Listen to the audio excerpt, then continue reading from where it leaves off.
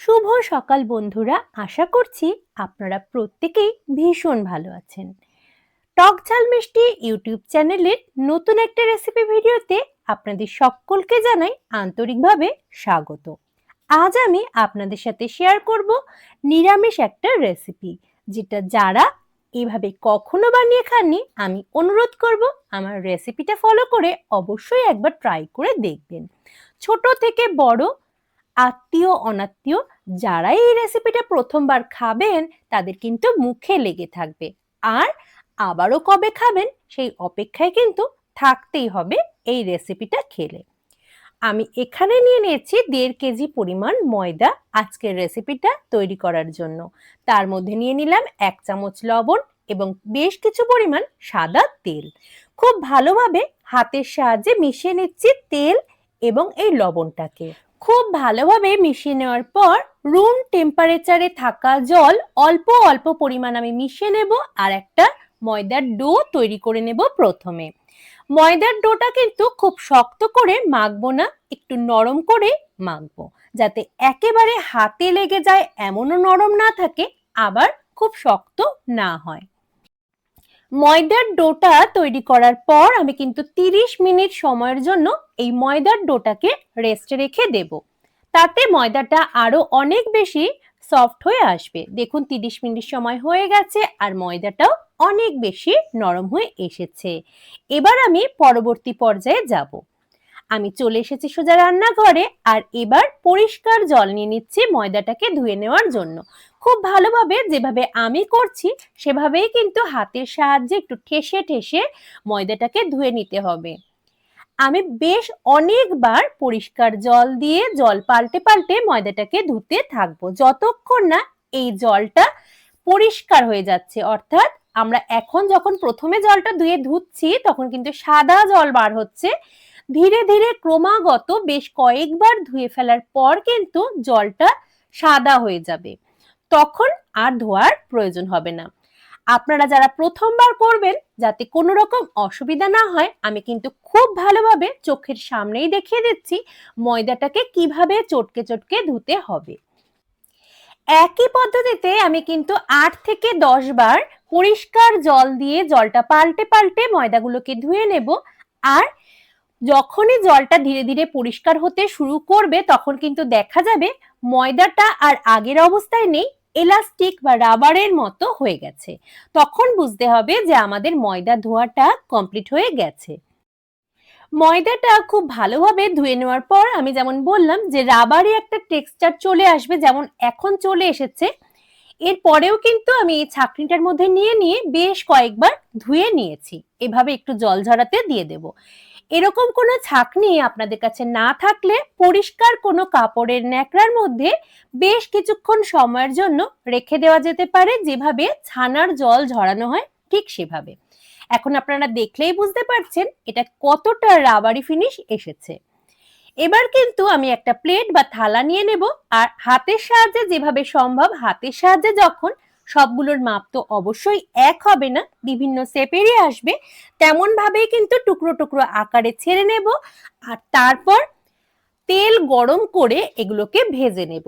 আমি সাদা তেলে রান্নাটা করব আর বেশ কিছুটা পরিমাণ তেল গরম করে একে একে কিন্তু ছিঁড়ে নেওয়া এই যে ময়দার টুকরোগুলো সেগুলোকে ভাজতে দিয়ে দিয়েছি। গরম তেলের মধ্যে এই ময়দার টুকরোগুলো ছিঁড়ে দিয়ে দেওয়ার পর কিন্তু কোনোভাবেই খুন্তির সাহায্যে উল্টে দেওয়ার চেষ্টা করাও যাবে না। প্রথমে কিন্তু যে দিকটা তেলের দিকে রয়েছে সেদিকটা একটু ভাজতে সময় দিতে হবে, অন্তত মিনিট খানেক। তারপর আমি যেভাবে আস্তে আস্তে গরম তেলটাকে স্প্রেড করে দিলাম সেভাবেই কিন্তু উপর দিকটা তেলটাকে ছড়িয়ে দিতে হবে আর তারপর একটু প্রেস করে করে এগুলোকে উল্টেও দিতে হবে। দুদিকটা ভালোভাবে ভেজে নেওয়ার পর তুলে নিতে হবে প্রত্যেকটা এই টুকরোগুলোকে। প্রত্যেকটা ময়দার এই যে লেচি যেগুলো আমরা তেলের মধ্যে ভাজবো সেগুলো যদি প্রথম অবস্থাতেই উল্টানোর চেষ্টা করা হয়, একটা অন্যটার গায়ে যেমন লেগে যাবে তেমন কিন্তু খুন্তির সাথে উঠে আসবে, তাই এটা একেবারেই করা যাবে না। নিরামিষ দিনগুলোতে আমাদের মাদের কিন্তু বিশেষ করে একটা চিন্তা থাকে যে বাড়িতে সকলের জন্য কি রান্না করব, অথবা যদি ওই দিনগুলোতে কোনো অতিথি আসেন তাদের আপ্যায়নের ব্যবস্থাই বা কি হবে। বাড়ির লোকজন হোক কিংবা কোনো আত্মীয় স্বজন বন্ধু বান্ধব সবাইকেই কিন্তু আজকের এই রেসিপিটা পরিবেশন করা যেতে পারে।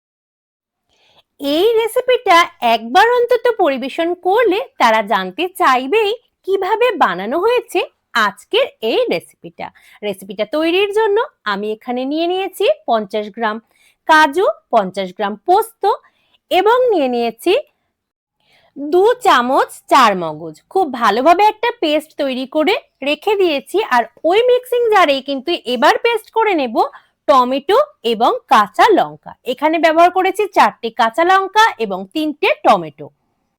অনেকেরই মনে প্রশ্ন থাকতে পারে এই দুটো পেস্ট আমি আলাদা করে করলাম কেন? কারণ দুটো পেস্ট একই সময় কিন্তু আমি তেলের ওপর দেব না, সেই কারণে আলাদা করে নিয়েছি। যেটুকু তেল ওই ভাজাগুলোর পর অবশিষ্ট রয়ে গেছে তাতেই আমার রান্নাটা হয়ে যাবে। ফোড়ন হিসেবে দিয়ে দিলাম গোটা গরম মশলা এবং গোটা জিরে, সাথে একটা চিড়ে নেওয়া শুকনো লঙ্কা। ফোড়নটাকে মিনিট খানেক সময়ের জন্য ভেজে নিয়েছি। আর টমেটো এবং কাঁচা লঙ্কার যে পেস্টটা বানিয়ে নিয়েছিলাম সেই টমেটো এবং কাঁচা লঙ্কার পেস্টটা প্রথমে দিয়ে নিলাম, সাথে দিয়ে দিলাম 1 চামচ পরিমাণ আদা বাটা। আদা বাটাটা আমি কিন্তু আলাদাই করে রেখে দিই, সেই কারণে কিন্তু একসাথে বেটে নিয়ে নিই। আপনারা যারা করতে চান একসাথেও কিন্তু আদা, টমেটো, কাঁচা লঙ্কা বেটে নিতে পারেন। তবে কাজু, পোস্ত এবং চালমগজের যে পেস্টটা আমি বানিয়েছিলাম সেটা কিন্তু আলাদাভাবেই করে নেওয়া ভালো, তাতেই রান্নার স্বাদটা অনেকটা বৃদ্ধি পাবে।